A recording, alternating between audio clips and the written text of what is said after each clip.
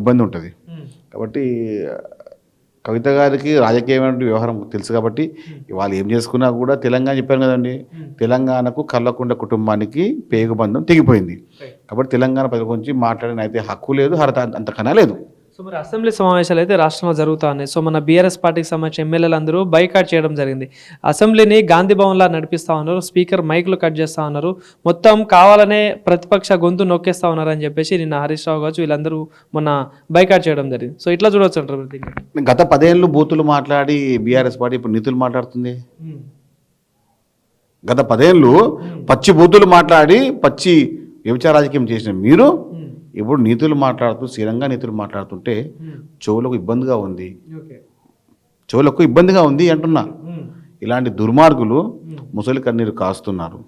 కాయండి, తెలంగాణ ప్రజలు మిమ్మల్ని చూస్తూనే ఉన్నారు. 10 సంవత్సరాల దుర్మార్గం తెలుసు, ఇంకా మర్చిపోలేరు మిత్రమా. ఇంకా చాలా ఉంది. మిమ్మల్ని తరిమి కొట్టి బొందబెట్టి మీ మీద కూర్చునే సమయం కూడా దగ్గరనే ఉంది.